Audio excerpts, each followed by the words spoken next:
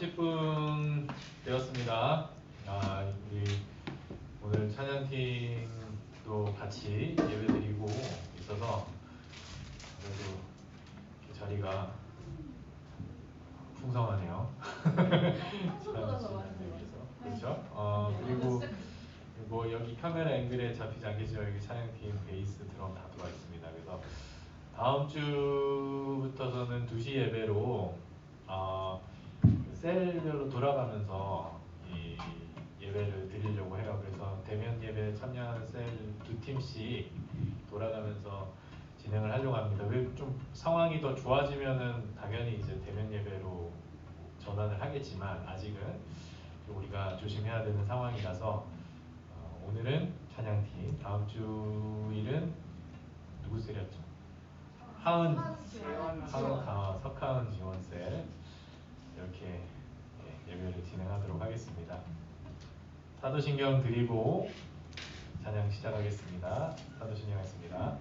전능하사 천지를 만드신 하나님 아버지를 내가 믿사오며 그 외아들 우리 주 예수 그리스도를 믿사오니 이는 성령으로 잉태하사 동정녀 마리아에게 나시고 본디오 빌라도에게 고난을 받으사 십자가에 못 박혀 죽으시고 장사한 지 사흘 만에 죽은 자 가운데서 다시 살아나시며 하늘에 오르사 전능하신 하나님 우편에 앉아 계시다가 저리로서 산자와 죽은 자를 심판하러 오시리라. 성령을 믿사오며 거룩한 공예와 성도가 서로 교통하는 것과 죄를 사하여 주시는 것과 몸이 다시 사는 것과 영원히 사는 것을 믿사옵나이다. 아멘.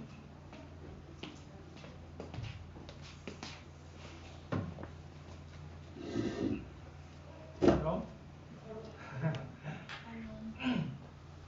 이제 다음 주면은 다 나와서 예배드릴 수 있기를 바라면서 우리 나는 하나님을 예배하는 예배자입니다. 찬양하겠습니다.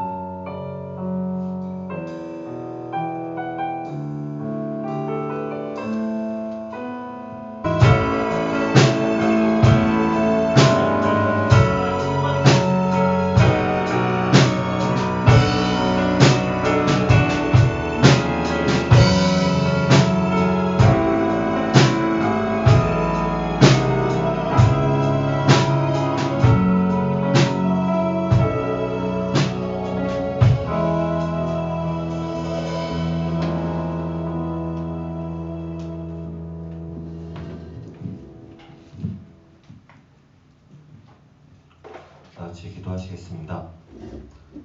사랑하는 하나님, 감사합니다. 이 자리에서 이렇게 기도할 수 있게 해주심에 감사드립니다. 현재 코로나로 인해 이 예배를 드리는 것에 있어 많은 어려움이 있습니다. 하루속히 이 어려움과 이 현실과 상황 속에서 우리 모두 이 코로나를 이겨낼 수 있게 도와주세요. 매주 당연하게 생각하며 만나고 이야기하고 예배 드리는 것이 그것에 있어 한 번도 감사하지 않았던 것 같습니다. 다시 한번 이 예배를 감사할 수 있는 이 현재 시간들이라고 생각하겠습니다. 사랑하는 하나님, 이 약한 시대에서 우리가 경건하게 나아가는 하나님의 자녀가 되길 소망합니다. 다음 한 주간도 우리에게 건강을 책임져 주시고 하루속히 모두가 다시 모여 기쁘게 예배드리길 소망합니다. 예수님의 이름으로 기도드립니다. 아멘.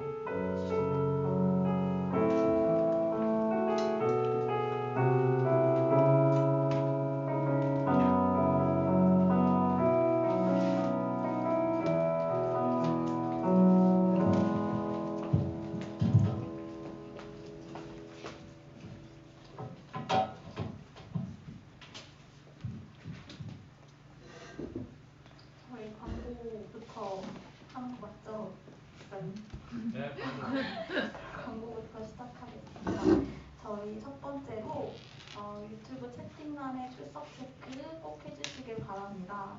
그리고 저희 두 번째로는 완화된 방역 조치로 인해서 이번 주일부터 예배를 병행해서 합니다. 여러분 대면이든 비대면이든 많은 참여 부탁드리고요. 그리고 세 번째로는 찬양팀과 예배 담당자는 매주 참석해 주시길 바랍니다. 그리고 숨이 차가지고 세 번째로는 다음 주 대면 예배팀은 저랑 지원 언니 셀입니다. 꼭 참여해 주시고요. 그리고 이제 다섯 번째로는 저희 생일자가 있어요. 현철 오빠 생일인데 어떻게 해야 하나요?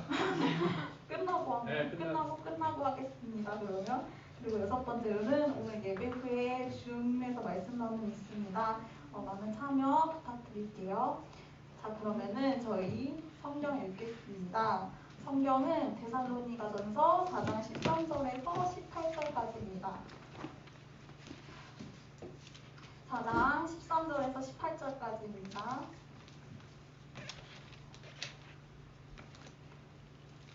다 찾으셨나요? 네, 그러면은 교독하며 봉독하도록 하겠습니다. 형제들아, 자는 자들에게 관하여는 너희가 알지 못함을 우리가 원하지 아니하노니 이는 소망으로 다른 이와 같이 슬퍼하지 않게 하려 함이라. 우리가 예수께서 죽으셨다가 다시 살아나심을 믿을진데 이와 같이 예수 안에서 자는 자들도 하나님이 그와 함께 데리고 오시리라. 우리가 주의 말씀으로 너희에게 이것을 말하노니 주께서 강림하실 때까지 우리 살아남아 있는 자도 자는 자보다 결코 앞서지 못하리라. 주께서 우량과 천사장 소리와 하나님의 나팔 소리로 신이 하늘로부터 강림하시리니 그리스도 안에서 죽은 자들이 먼저 일어나고 그 후에 우리 살아남은 자들도 그들과 함께 구름 속으로 끌어올려 공중에서 주를 영접하게 하시리니 그리하여 우리가 항상 주와 함께 있으리라. 같이 읽겠습니다. 이러므로 이러한 말로 서로 위로하라. 우리의 위로라는 말씀 주제로 목사님께서 말씀을 전해주시겠습니다.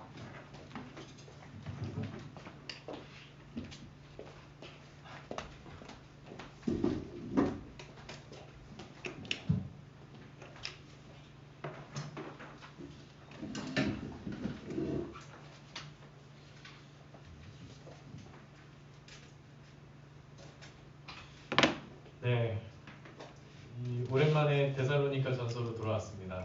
데살로니가 전서 우리가 시리즈로 계속 하다가 잠깐 그 비대면 신앙으로 넘어갔다가 다시 이제 데살로니가 전서 4장으로 돌아왔는데 오늘은 우리의 위로라는 제목으로 말씀을 좀 나누려고 해요.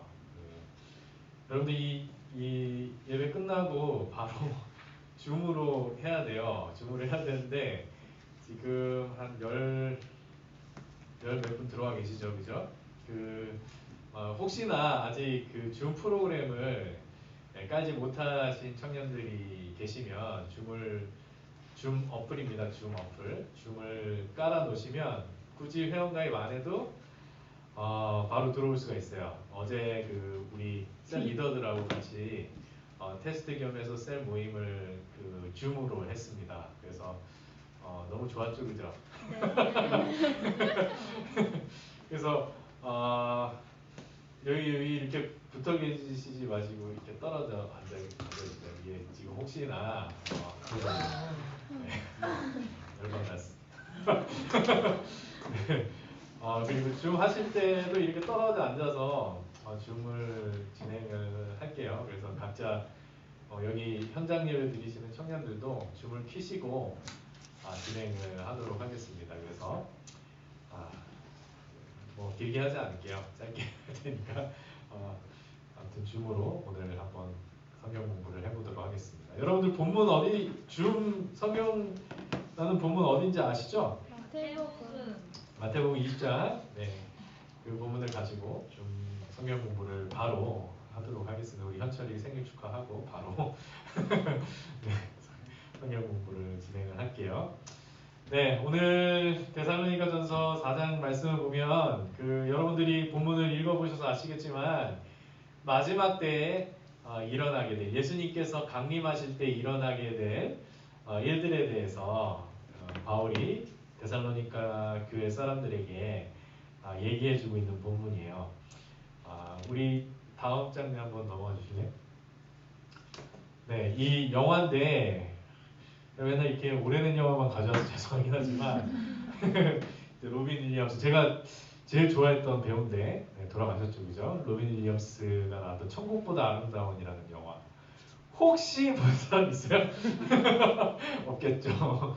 보통 이제 여러분들 어디 뭐 선교단체나 이런 데 가면 천국 지옥 영상으로 이 영화의 일부분이 나와요. 많이 그 로빈 윌리엄스가 천국이랑 지옥이랑 이렇게 왔다 갔다 하면서 혹시나 그 영상도 보신 분이 있는지 모르겠는데 영화 내용 흐름과 전혀 관계없이 천국 지옥 장면만 떼어서 그 천국과 지옥에 대한 어떤 경각심을 키운다는 뭐 그런 내용인데 어쨌든 뭐 영화 내용과는 전혀 상관없어요. 이게 어떤 내용이냐면 이 부부예요. 이 두 사람이 부부인데 그 이제 아빠고 아들하고 딸이 있어요. 아들하고 딸이 있고 또 애완견이 있는데 그 이제 엄마가 아이들을 데리고 학교를 가는 길에 교통사고가 나서 엄마는 살았는데 아이들이 다 죽어요.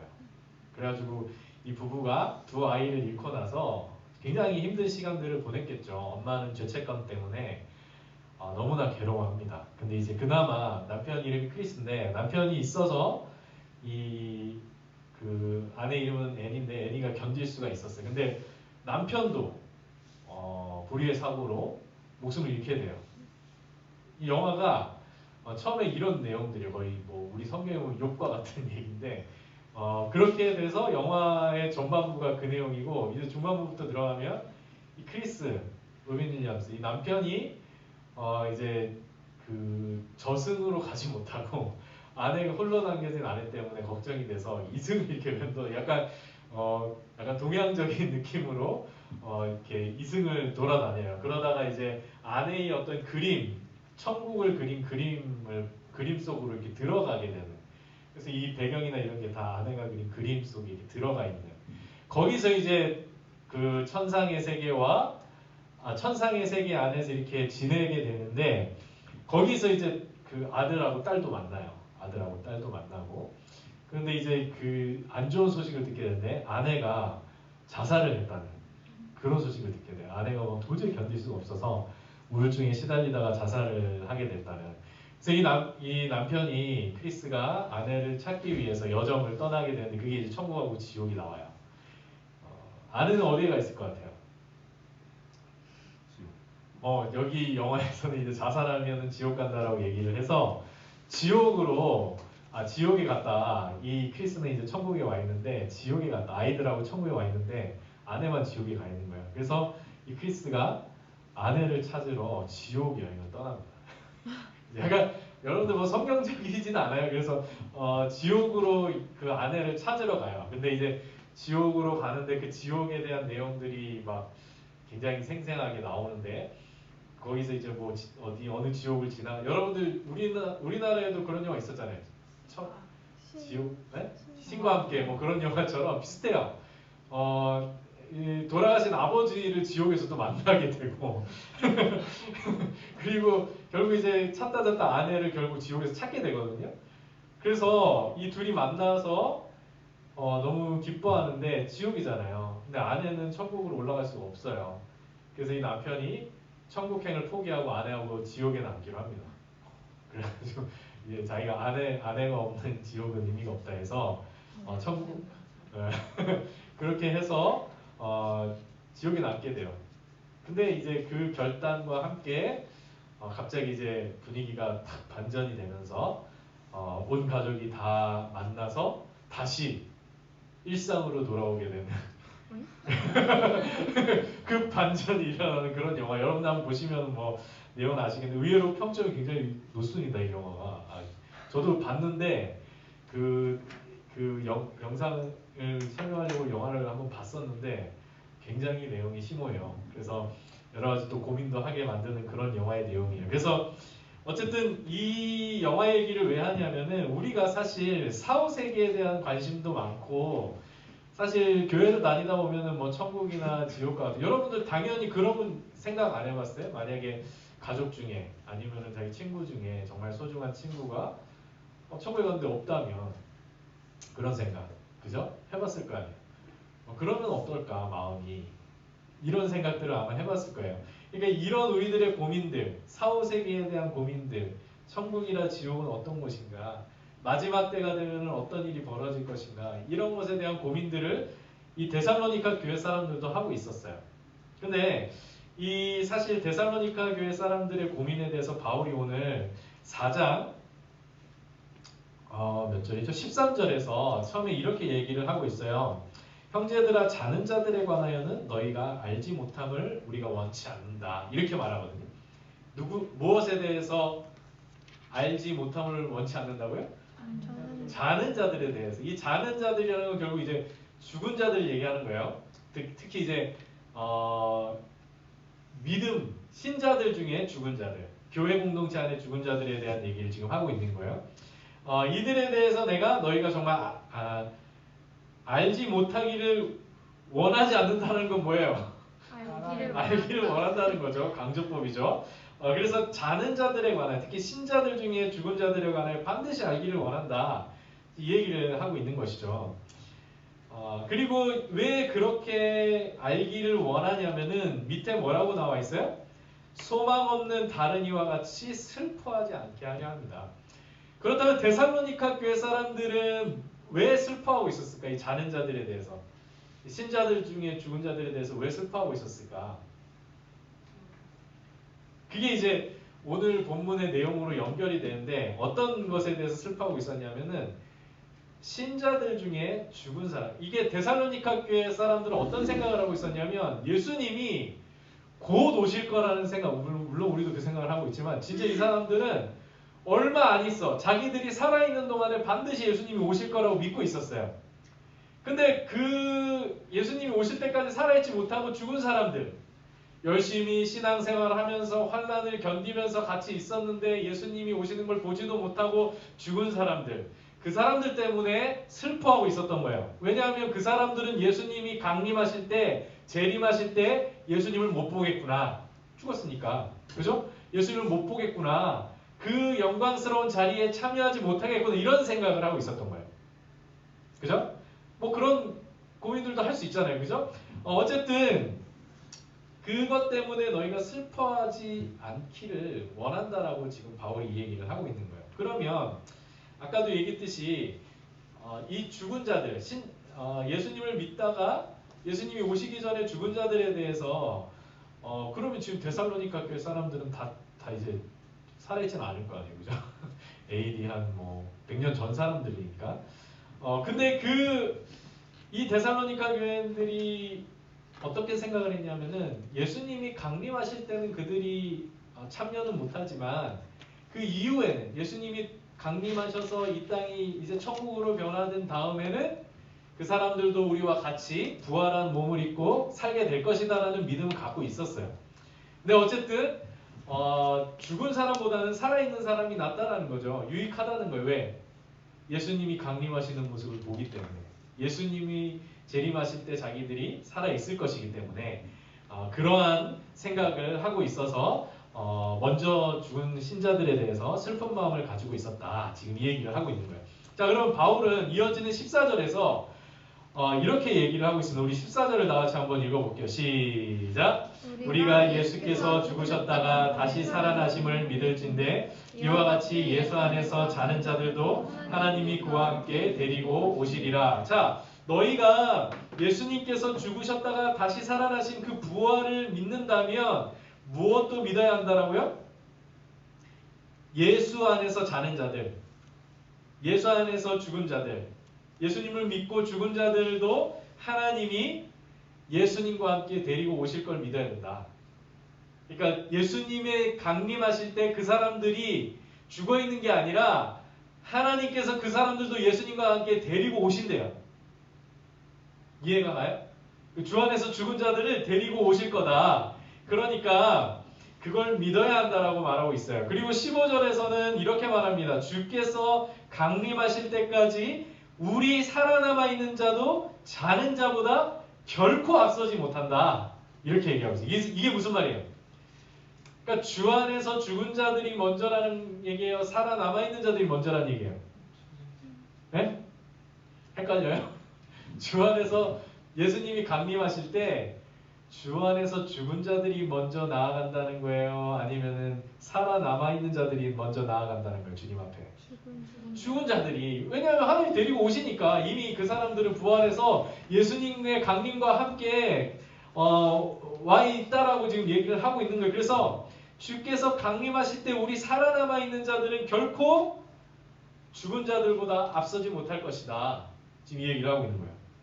그러니까 데살로니가 교회 성도들은 아까도 얘기했듯이 자기들이 살아남아 있는 자들이 예수님이 강림하실 때 죽은 자들보다 유익할 거라고 생각을 했는데 그게 잘못된 생각이고 오해라는 거예요. 바울이 얘기하는 건.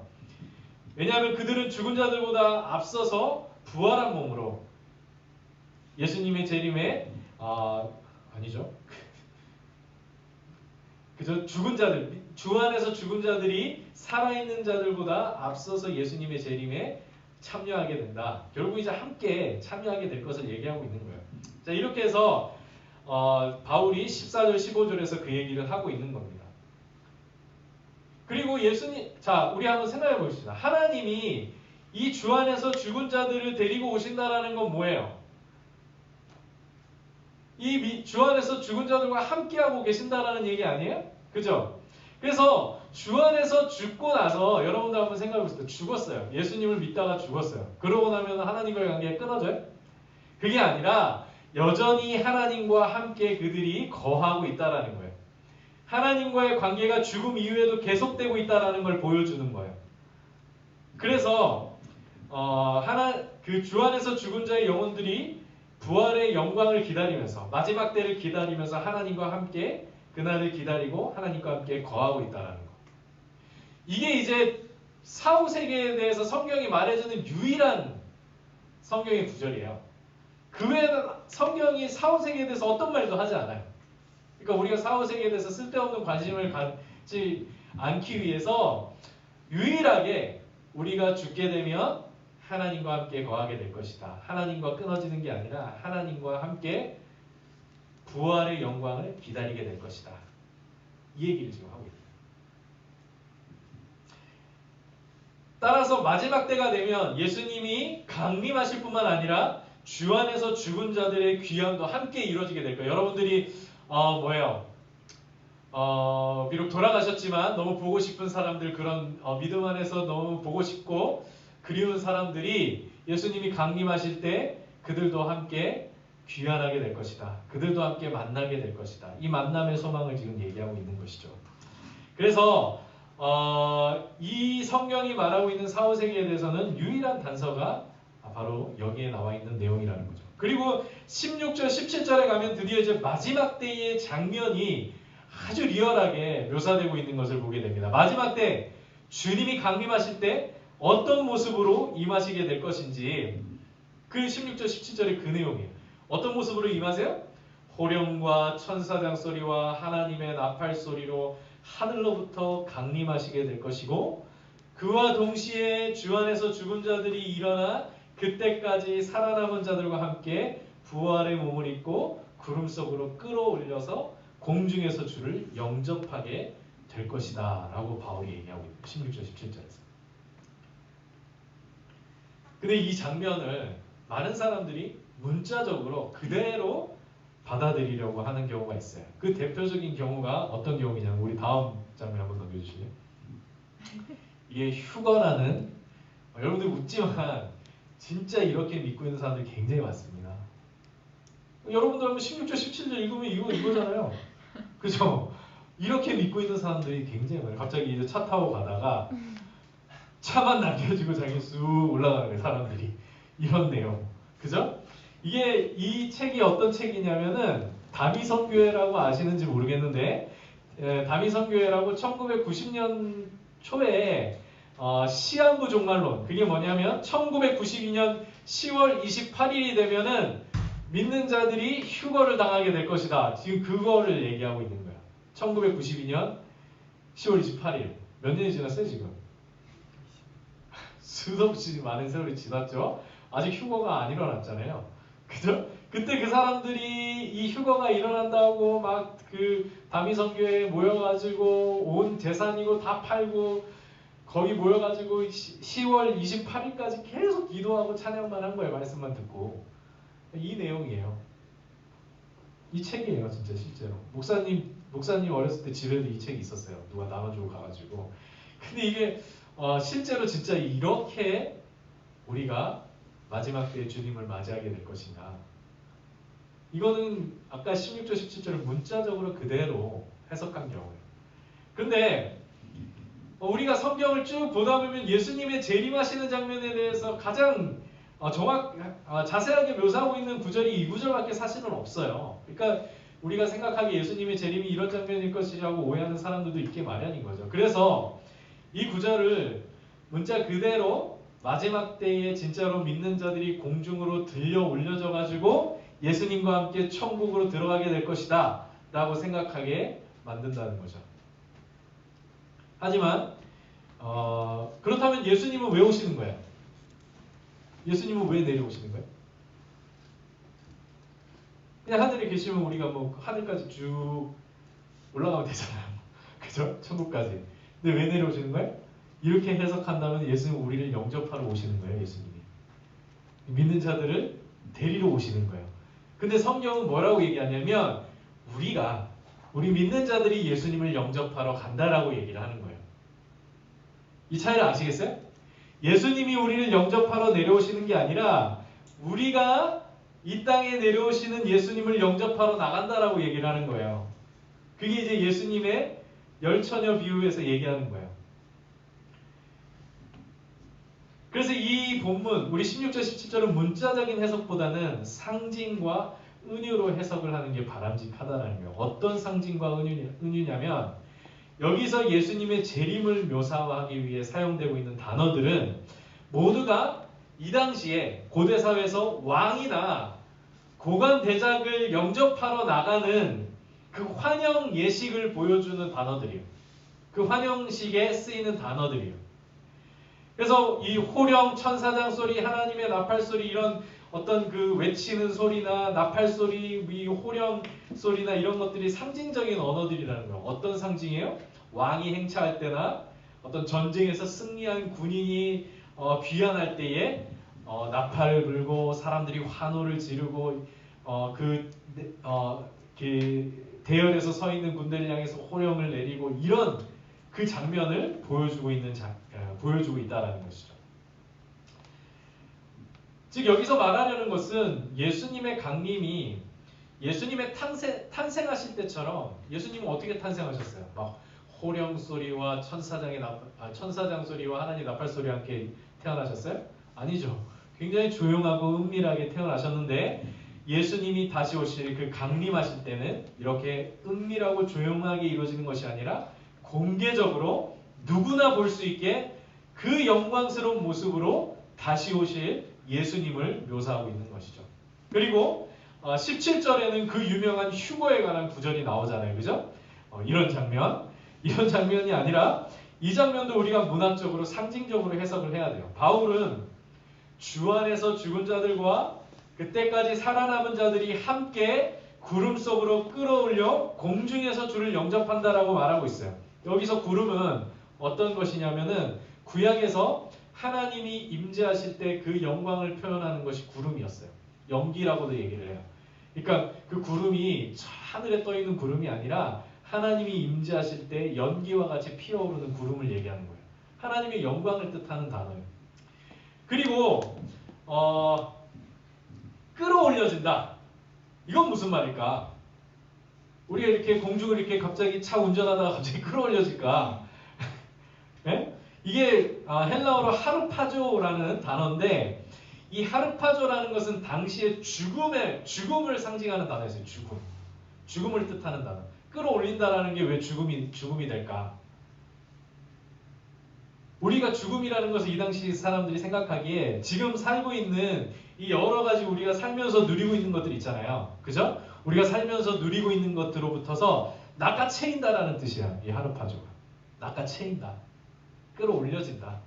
우리가 지금 살고 있는 이 세상으로부터서 낚아채이는 것이 죽음이라고 봤던 거예요.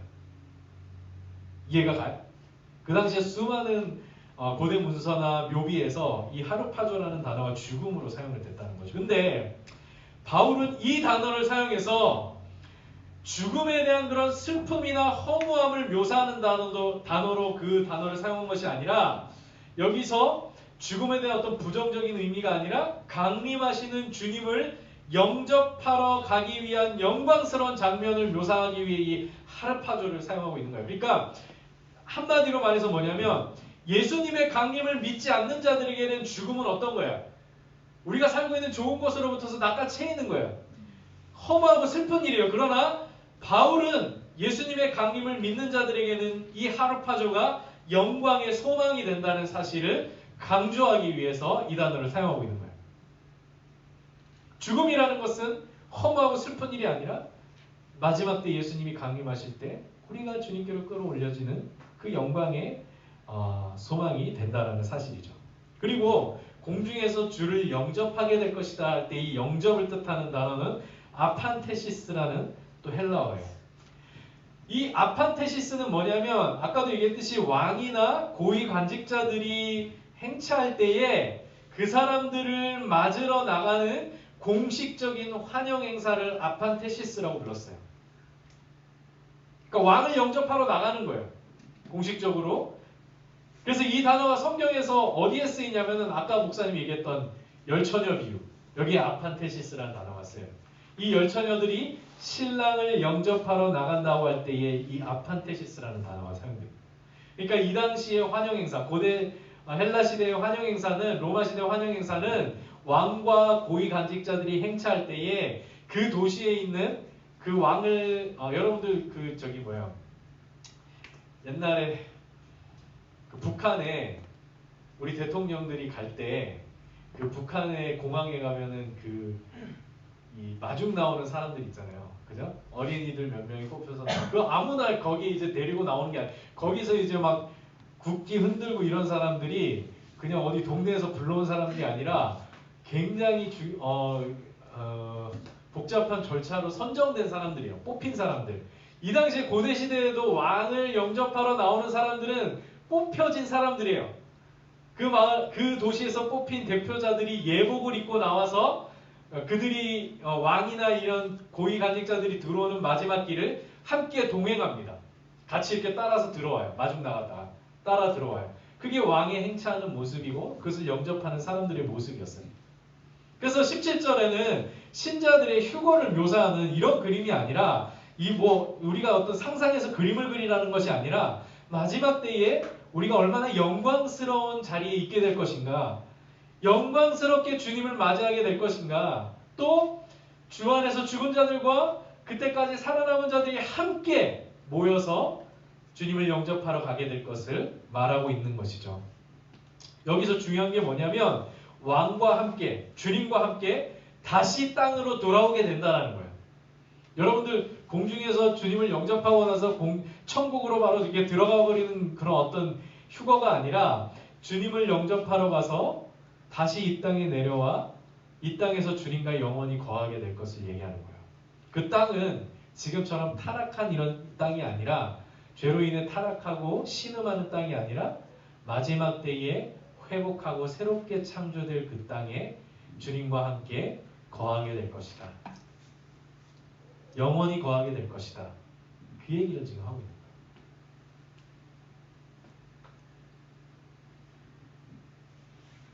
이렇게 하늘로부터 강림하시는 주님을 우리가 영접하고 주와 함께 이 땅에 새롭게 창조된 땅에 돌아와서 우리가 영원토록 왕노릇하게 될 것, 그것을 지금 바울이 얘기를 하고 있는 것이죠. 그래서 17절 마지막에 그리하여 우리가 항상 주와 함께 있으리라 라고 말하고 있는 거예요. 바울은 이렇게 말한 다음에 18절에서 뭐라고 얘기하고 있어요? 그러므로 이러한 말로 서로를 위로하라 라고 말하고 있어요. 바울이 예수님의 강림에 대해서 이렇게 말하고 있는 것은 그날에 대한 실제적인 묘사를 하려고 하는 것이 아니에요. 예수님이 강림하실 때 실제로 어떤 일들이 벌어질지를 묘사하고 있는 것이 아니라 마지막 때에 우리의 소망과 위로가 무엇인지를 가르쳐 주려는 거예요. 마지막 때에 주 안에서 죽은 자들과 믿음을 지키며 살아남은 자들이 함께 주님의 강림하심에 참여하게 됨을 말하려고 하고 있는 거예요. 우리는 따로따로 주님을 만나게 될 것이 아니라 함께 주님을 영접하러 가게 될 것이다. 부활한 몸을 입고 영광스러운 자리에 함께 나아가게 될 것이다. 이를 통해 데살로니가 교회 안에 어떤 신자들에 대한 죽음으로 인해 오해하고 슬퍼하는 자들에 대해 그들의 오해를 바로잡고 그들이 온전한 소망과 위로를 갖도록 하기 위해 이 말씀을 기록하고 있는 것이죠. 여러분, 우리 그리스도인들은 죽음의 문제를 해결받은 자들이에요. 기독교 신앙에 있어서 가장 큰 소망을 말하라고 한다면 우리는 죄와 사망의 문제를 해결받은 사람이에요. 아멘입니까? 무엇으로 인해서? 예수님의 죽으심과 부활을 통해서 우리는 죄와 사망의 문제를 해결받은 자들이라는 거예요. 우리는 죽음으로 모든 것이 끝나버리는 인생을 사는 자들이 아니라 죽음 너머에 있는 승리와 영광을 소망하면서 살아가는 자들이라는 것이죠. 이것이 예수님의 죽음과 부활이 우리에게 복음이 된 이유예요. 예수님의 죽으심과 부활이 우리와 아무런 상관없는 사건이라면 그것이 복음이 될 수가 없겠죠. 복된 소식이 될 수가 없어요. 그러나 예수님의 죽으심과 부활을 통해 우리가 그것을 믿을 때에 우리는 죽음으로 끝나버리는 인생이 아니라 우리가 가진 그 죽음 너머에 있는 승리와 영광을 소망하며 살아가는 자들이라는 것을 분명하게 제시해주고 있는 것이죠. 이것이 우리가 가진 진정한 소망이고 위로라는 거예요. 그리고 또한 우리는 이 세상에 끝이 있음을 아는 자들이에요. 이 세상이 계속해서 이렇게 돌고 도는, 불교에서 말하는 윤회사상 있잖아요.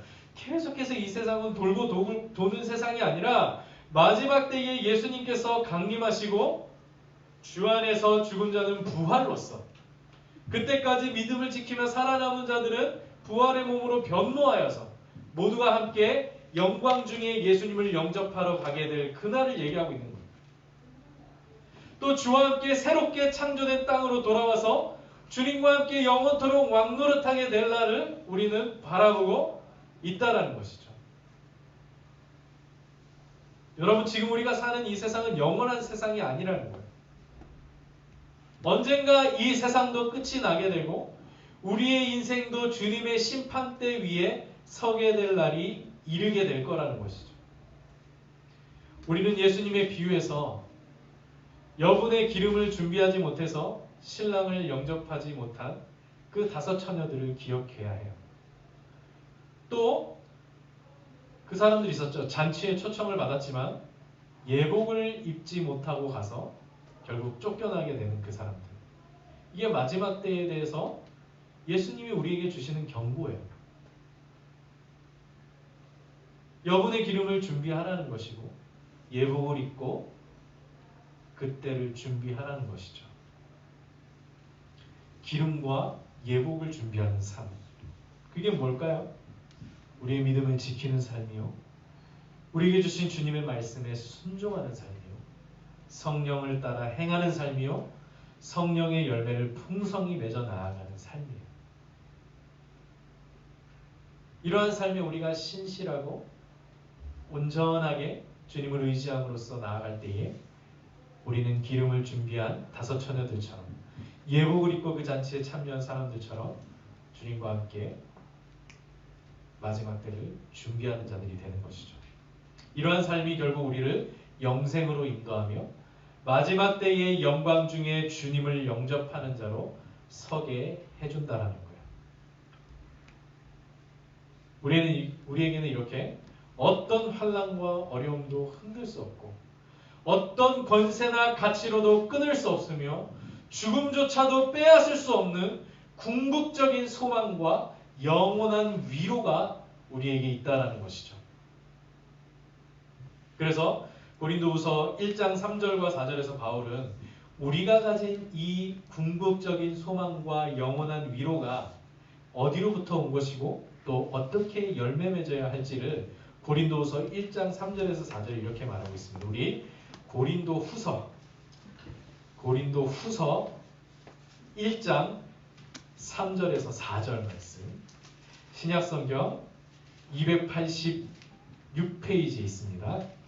고린도후서 1장 3절에서 4절 말씀을 찾아서 한번 읽어보겠습니다.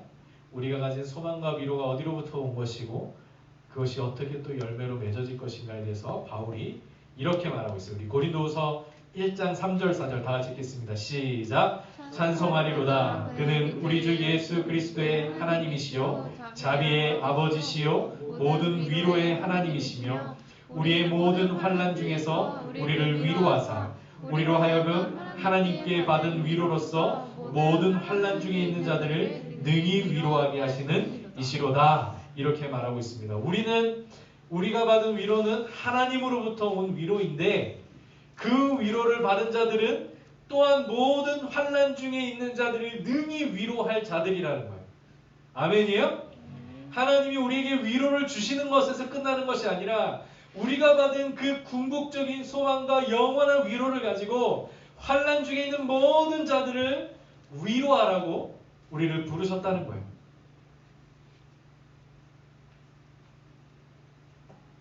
우리의 믿음과 삶이 다른 사람을 위협하고 실족하게 하고 정죄하고 넘어뜨리는 것이 아니라 다른 사람에게 위로가 되며 소망을 주는 여러분들이 되어야 한다는 것이죠.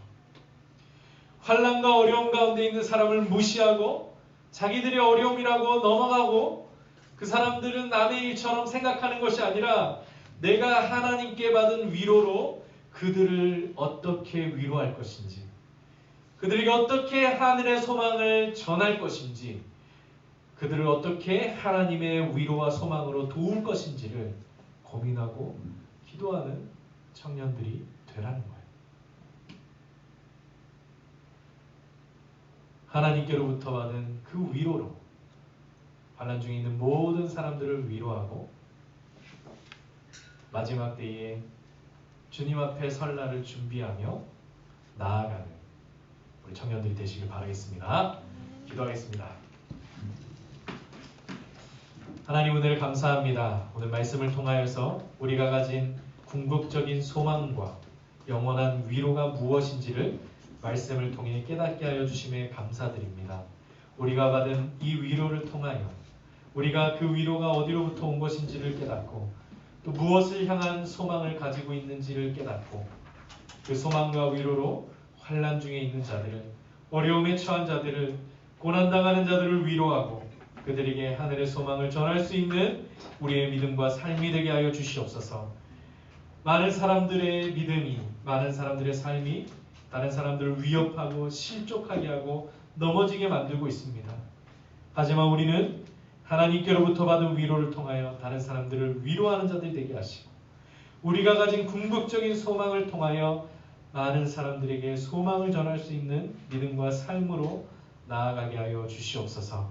그때까지 마지막 주님 앞에 서는 날까지 우리가 기름을 준비하며 예복을 준비하는 자들이 될 수 있도록 오늘도 깨어서 주님을 바라보고 성령님과 동행하는 우리의 삶이 되게 하여 주시옵소서. 감사드리며 예수님의 이름으로 기도드리옵나이다. 아멘.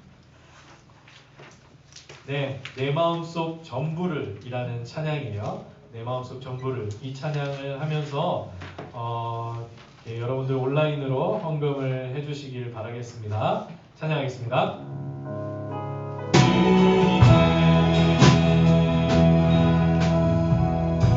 네, 축도드리고 예배를 마치겠습니다. 지금은 우리 주 예수 그리스도의 은혜와 하나님의 사랑과 성령님의 위로 교통 충만하심이 마지막 때에 우리 주님을 영접하러 가게 될 그때를 사모하며 바라보며 지금 우리에게 주어진 삶에 최선을 다하고 성령 안에서 열매를 맺고 우리의 믿음을 지키며 우리가 가진 궁극적인 소망과 우리가 가진 영원한 위로를 통하여 다른 사람들을 위로하고 다른 사람들에게 우리가 가진 소망을 전할 수 있는 그러한 삶을 살기를 소원하는 우리 성산교회 모든 청년들 위해 이제로부터 영원토록 함께 있을지어다. 아멘.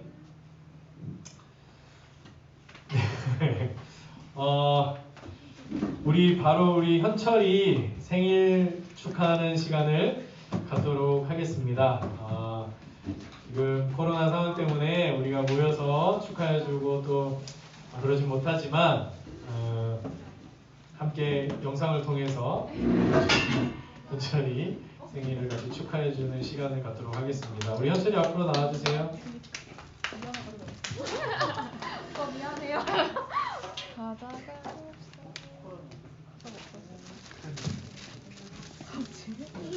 갑자기 아니 근데 미안하다. 과자도 없이 아, 괜찮아요. 이렇게. 대철이가 화가 나. 어떡해. 부서지지 않았어요. 이규 오빠 좋아. 이규 오빠 집에서 대신 어깨가 깨졌어. 부서지지 않았어요. 잔을 떨고 내가 해야 되나? 형 앉으세요 빨리. 앉으세요. 아유. 자, 오빠 생일 축하 노래를 부르면서 생일 파티 시작합니다.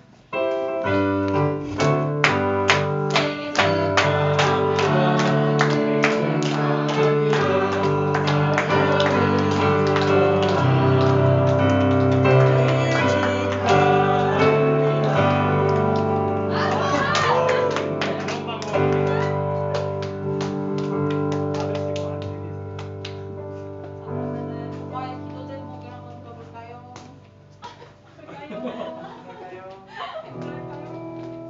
첫째는 항상 건강. 코로나 때문에 요즘 힘든 시기니까 각자 맡은 자리에서 같이 최선을 다해서 지낼 수 있도록.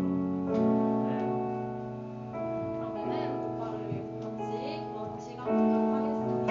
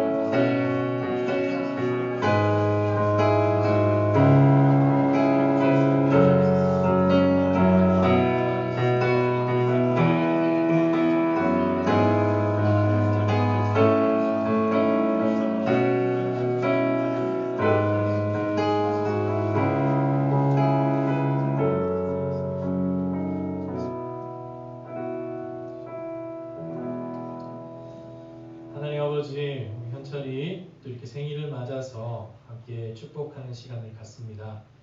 현철이의 기도 제목처럼 비록 코로나19 상황으로 인해서 우리가 함께 모든 예배를 대면 예배로 드리지 못하고 있는 상황이지만 항상 현철을 비롯하여 우리 청년 공동체의 건강을 지켜주시고 또 현철의 가정 가운데도 늘 하나님의 은혜가 넘치며 하나님이 보호하시고 지키시는 귀한 가정 될 수 있도록 축복하여 주시옵소서. 또한 현철이 하는 일들 가운데 주님이 함께 하시고 또한 현철이가 또 교회를 섬기며 또 하나님의 일들을 감당할 때에도 축복을 더하여 주시고 또한 그 믿음을 늘 지켜주셔서 현철이가 하나님의 보시기에 참 아름다운 모습으로 아름다운 신앙 인격으로 성장해 갈 수 있도록 늘 보호하시고 인도하여 주시옵소서. 힘들고 어려울 때마다 하나님이 주시는 그 아름다운 소망과 위로를 바라보며 꿋꿋이 믿음의 길을 갈 수 있는 현철이가 될 수 있도록 인도하시고 축복하여 주시옵소서. 감사드리며 예수님의 이름으로 기도드리옵나이다. 아멘. 네, 축하합니다. 네, 이제 우리 바로 줌으로 들어가서 성경 공부를 시작하도록 할게요. 그래서 우리 빨리 하면은 3시 안에 끝날 수도 있을 것 같으니까 우리 줌으로 여러분들 어플을 까셔서 들어오셔서 성경 공부를 진행하도록 하겠습니다. 지금 유튜브는 이제 종료할 거고요. 제가 줌 주소를 보내드리면 바로 거기로 들어오시면 되겠습니다. 잠깐만 한 5분만 쉬겠습니다. 여기서 하면 돼요? 어. 근데 이거 줌 다 같이